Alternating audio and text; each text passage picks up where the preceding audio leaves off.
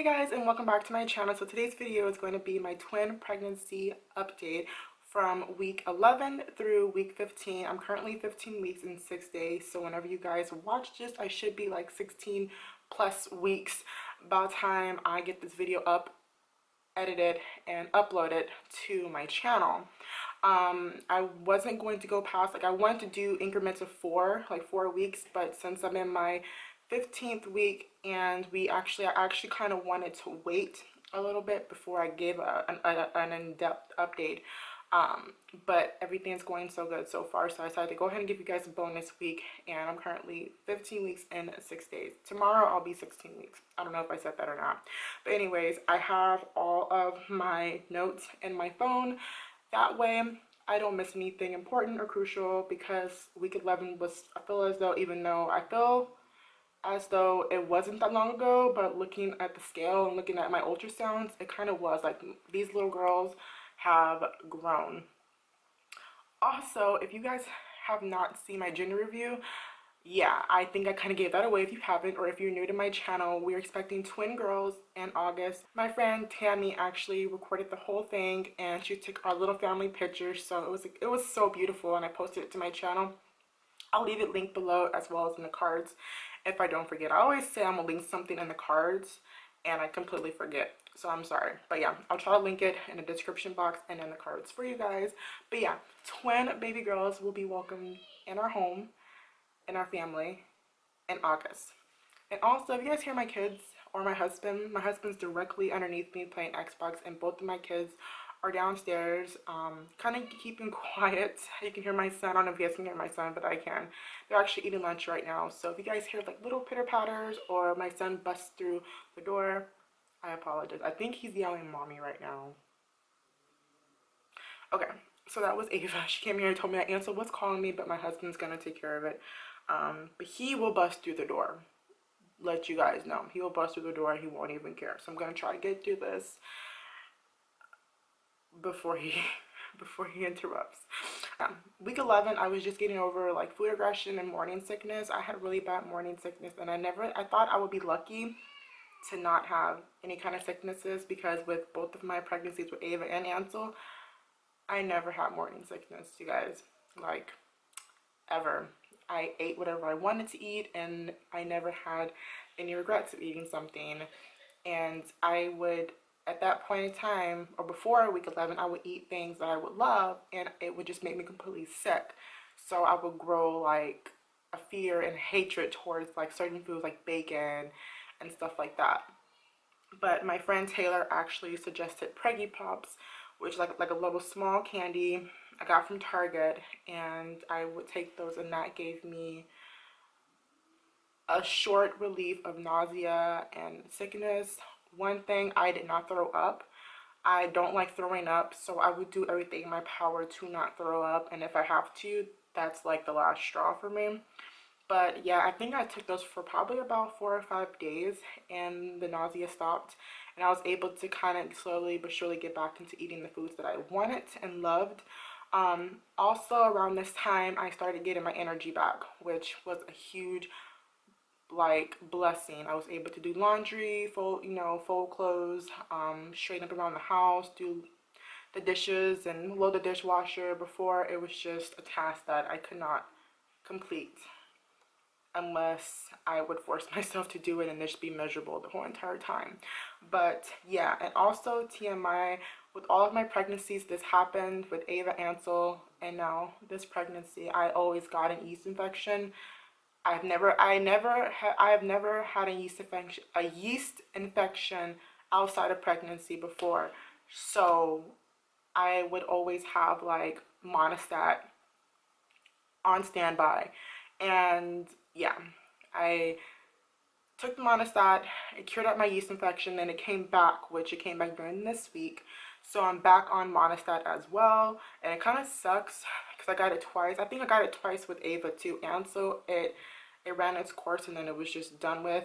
But it's always my first trimester, which is kind of the worst, and I knew what to expect because I got it for both of my pregnancies. Sorry if that's TMI, but this is just stuff that I personally have went through, and it's part of the update.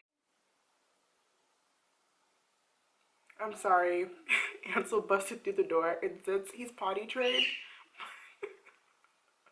he busted through the door. He has no diaper on, no undies, no pull-ups on, no undies, and he was just butt naked. So I kind of had to cut that part out. But he was just showing me his little helicopters on his tablet and everything. And he's in the hallway right now. That's my baby. He loves to be next to me. If he could sit down next to me and be quiet, I would totally be okay with that. But I know he just won't. Also, before I do my next week update, my mom made my daughter this little cup, and it says her name, and it's like epoxy, and I love it, but I've been using it because she made me one, but I really like Ava's. I really can't find mine, but I keep cold water in my water, and my ice cubes stay so cold in this little thing. Week 12, I called the OB because I was having a lot of cramping, and yeah, I was in a car accident, and it was really bad, and everything checked out, but they did not do any kind of, they did an ultrasound to make sure the babies were okay, but since they were so small, they couldn't get a heartbeat, which I understood that part, and they only did an x-ray, not even an x-ray, I think they did an MRI. They did an MRI of my neck, because I was in a neck brace. I had a lot of really bad neck pain, and later on that night, that's when the back and pelvis pain started, and it was like 10 times, it was horrible. But anyways, on week 12, I called my OB's office, and I was complaining of cramping and some spotting. They told me to come on in immediately, and they did an ultrasound, and I was able to see my beautiful little girls in there moving around.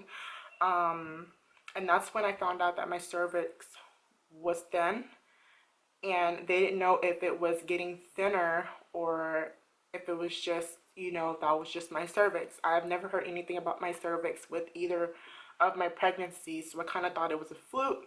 They told me that it was around a 2.2, which was extremely, extremely low.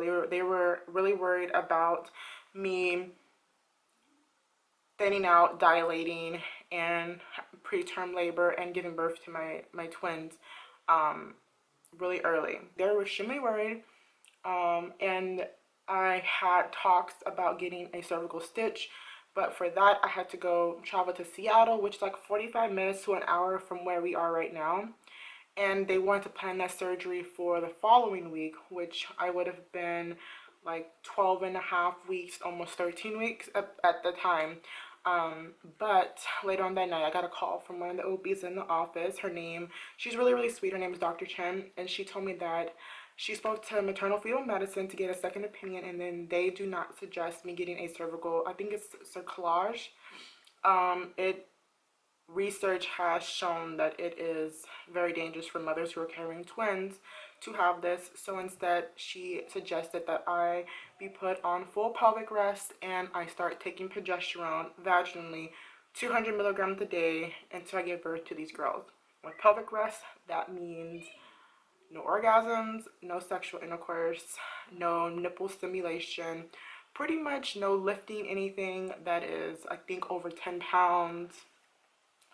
Resting my hips, resting my pelvis, resting in general. If I can rest. Take no more than, no, she told me to take no longer than a 5 to 7 minute shower. So yeah, she was very, very strict with her rules.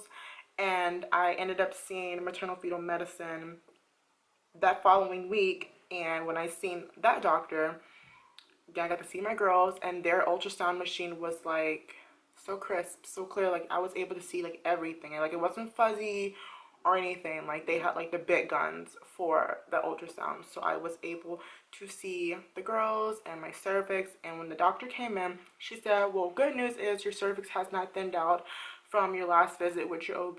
I personally don't see anything wrong or concerning or alarming at this point in time. So I'm gonna go ahead and see you every 3 weeks. She told me to continue my progesterone, continue the pelvic rest, and just kind of stay put. If I had a full-time job, to let them know what was going on, and that pelvic rest in this case, especially with twins, because I'm having 2 babies pushed down on my cervix, that it will more than likely turn into full-blown bed rest down the line in the future.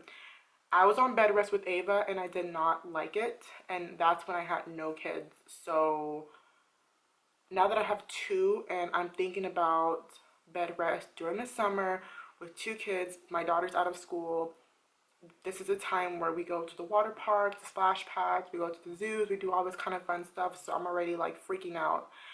But I'm hoping and praying that that I don't need bed rest, just pelvic rest. So around week 13, I was getting round ligament pains. Didn't even know what that was, but it's like a sharp pain around my stomach, back area. And ever since I was told about my cervix, any kind of cramping that I did feel, I honestly thought it was contraction and that I was dilating and that something really bad was going to happen.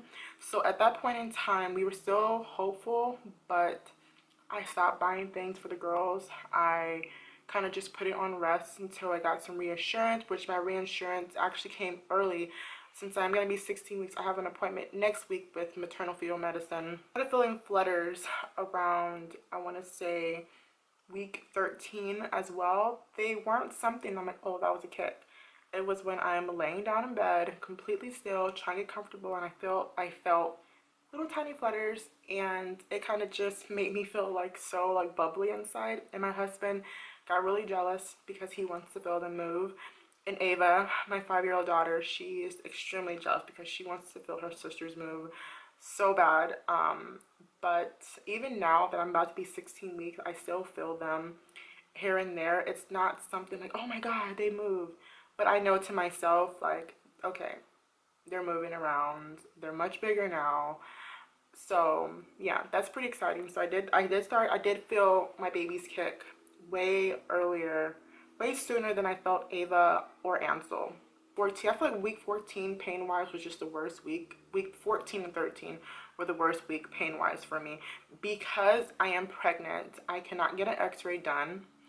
I cannot get an MRI done or anything, and the pains that I was having, I didn't know if that was being caused from my cervix or if it was being caused by my car accident that I had back in January. So it was kind of left up in the air, and I was solely dependent on Tylenol to keep me comfortable. So I was having lots of back pain and pelvic pain. Just trying to stay comfortable at this point in time. I'm still on pelvic rest, of course. I'm still on pelvic rest even now. And I have been seeing a physical therapist since, I want to say, mid-January. She's amazing. She is a doll. She's a mom herself. Extremely patient with me. I bring Ansel into the office, and she absolutely loves Ansel and, you know, talking to him and everything. And she specialized, I mean, she's a physical therapist, but she also specializes in maternity, pregnancy, physical therapy, what I can and cannot do. She's been really patient with maternal fetal medicine as well. But yeah, I do PT to this day, and it's starting to help me out, but I'm limited on what I can and cannot do to try to progress. I did see my my PCP last Monday, and asking her what I can do. Like she said, she doesn't want to risk exposing the twins to radiation of any sort. So she said probably about a month after I give birth, that's when we're going to get the x-rays and stuff done, which sucks because this is my last pregnancy, and I didn't want my pregnancy to be uncomfortable or miserable like I was with Ava, and I was one baby and she was tiny. I didn't want, I just wanted comfort throughout my whole pregnancy, and the fact that I have to wait, which I understand. I don't want to risk my girls by any means, but I also want to see if there's something wrong. That way I will know, hey, this is my back that's causing the pain. Oh, this is my pelvis that's causing the pain. My physical therapist also ordered me a belly band to help support my back, my pelvis, and my growing stomach as well. Like she says, every time that she sees me, which I see her once a week, every time she sees me, she says, even though I hide my belly with like t-shirts and baggy clothes, she said, your belly is getting huge from when I saw you in January, and it's March now. Like, your belly is huge. But she's so sweet. And of course, week 15. I did call them on Friday and again complaining about unbearable back pain and pelvis pain, and the nurse was telling me, oh, we can't really do nothing in the office. We have to send you to or refer you to go to the ER. So I'm already planning on going to the ER. And so I guess the attending doctor overheard her telling me this, and she was like, hold on, the attending wants to have a word with me. And then like 5 minutes later, she gets back on the phone. She said, hey, the doctor wants you to come in an hour. We're going to go ahead and squeeze you in and get a rushed ultrasound cervix check, just see what's going on with you. And so I went in an hour later, and he did check my cervix, and he told me that my cervix was not open. Sorry, my camera freaking went off. Anyways, he was like, yeah, your cervix isn't open, you're not dilating, your cervix is pushed back and tucked, so that's a good sign that these aren't contractions at all. And my ultrasound showed that I have not thinned out any more from like the past 2.5, 3 weeks since my last maternal fetal medicine appointment, so that was positive news. He honestly told me that the pains that I'm having is probably pains that were from my car accident. So basically they told me that they just wanted me to stay comfortable, and that he reassured me that it's not my cervix. Thank God, it's just my back and my pelvis causing all of that pain that I just think are contractions and dilation. So suggested me to continue on pelvic rest, and like I said, I meet up with my maternal fetal medicine doctor on the 18th, and my mother flies on the 15th, so she actually gets to come with me and see the girls for the very first time in person, so that's super exciting. She'll be here for about a week, and this week, 15 week, I actually felt the baby, like one of the babies, like flip, like it was an obvious flip. I couldn't feel it on the outside, I can only feel it on the inside, but they're in there and they're moving around. And every doctor or OB appointment that I have, they cannot check with the fetal Doppler just because they don't know which baby is which, where the babies are at, so they always do an ultrasound. So every appointment I always get to see the girls and their heartbeats and everything. But this ultrasound, they were extremely active. Baby A, which is I call her our shy one, she was actually really active in there. Baby B is still swinging around and kicking her legs at her, but you know, that's that. As far as cravings, I've been craving like hot Cheetos, hamburgers, specifically the peanut butter burger from Hershey's and Lakewood. I've just been craving that particular burger, and it's peanut butter in it. It's so good. Mexican candy, hamburgers, like I said, all kinds of fruit, tacos, and of course salty food, and like fruity candy, any kind of fruity candy. That has just been what I've been craving for a while now. But yeah guys, that's pretty much my update. I feel as though nothing's really happened as much besides me getting bigger. Oh, this week, I completely forgot. I didn't even write that down. Yes, I did. Anyways, I've been having massive headaches, and I got my hair done about a week ago, and I thought it should because I'm just a baby and the braids were tight, which they really weren't tight. And I honestly thought that it was my braids, and I realized that, wow, I'm not drinking a lot of water. So that's why I have my little cup of water, and I've been drinking nothing but water, and I've seen a huge difference. And my water intake and my headaches are kind of going away.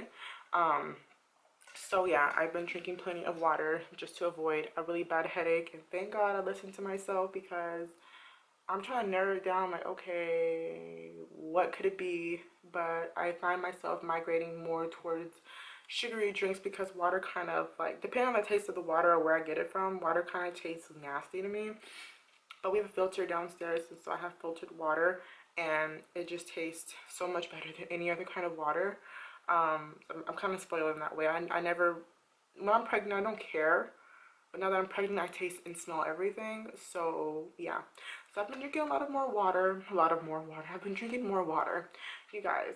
So yeah, that is pretty much my pregnancy update. Thank you guys so much for watching. Thank you all for showing so much love and support in your comments, your really, really sweet comments on our gender review of these little girls. That was really appreciated. It means so much to me and my husband and my little family. And that will conclude this video, and I'll see you guys on my next video. Bye guys.